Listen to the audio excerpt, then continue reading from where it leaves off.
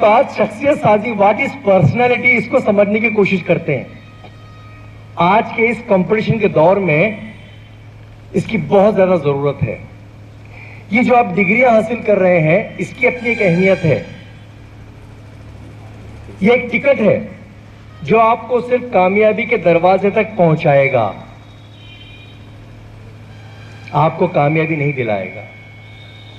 उस डोर तक पहुंचाएगा, उस दरवाजे तक आपकी एंट्री एलिजिबल हो जाएंगे, लेकिन जब तक आपको अपने टैलेंट परफॉर्म करने का स्किल नहीं पता होगा, आपको अपना खुद का टैलेंट मार्केट में बेचने आना चाहिए।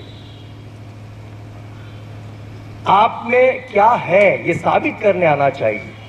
और जिन लोगों के पास ये टैलेंट होता है अपने आप को परफॉर्म करने का, अपने आप को पेश करने का, उन्हीं लोगों की पर्सनालिटी बनती है।